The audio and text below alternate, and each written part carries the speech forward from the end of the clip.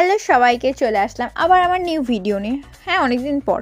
তার মানে এটা না যে আমি কোথাও বেরোই না, আমি প্রতিদিনই কোথাও না কোথাও বেরোই। তেমনই কাল চলে গিয়েছিলাম চন্দ্রকেতু পার্ক, কারণ কলেজ থেকে পিকনিক ছিল। হ্যাঁ, সবাই চলে গিয়েছে, আমি আর সাথী সবার শেষে যাচ্ছিলাম।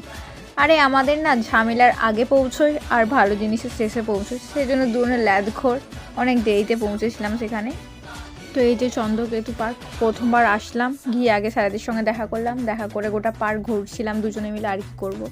তারপরে চা খেয়ে আমরা চলে গিয়েছিলাম বোট চড়তে। আমি আর সাথী, রাজেশ আর আকাশকে জোর করে প্রায় বোটে উঠিয়েছিলাম, কারণ ওই দুটো ছেলের ভয় লাগছিল বোটে উঠতে, সেই জন্য ওই দুজনকে জোর করে ওঠানো হয়েছিল। প্রথমে তো কেউ চালাতে পারছিলাম না, তারপরে একটা কাকুসে বলে দিতে আমরা ভালোভাবে চালিয়ে চালিয়ে 2 রাউন্ড ঘুরলাম।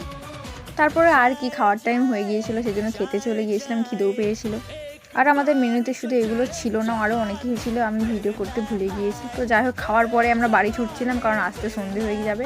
কিন্তু তার আগে চোখ পড়লে আমার ফুল গাছের দিকে, আর ফুল গাছ নেবো না বাড়ি চলে যাবো, এটা কোনোদিন হয় না।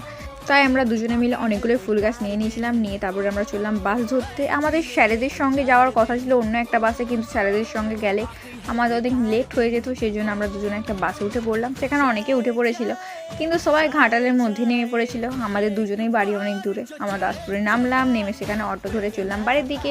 তো এই ভিডিওটা ছিল এই পর্যন্ত, দেখা হচ্ছে নেক্সট কোনো ভিডিওতে। টাটা।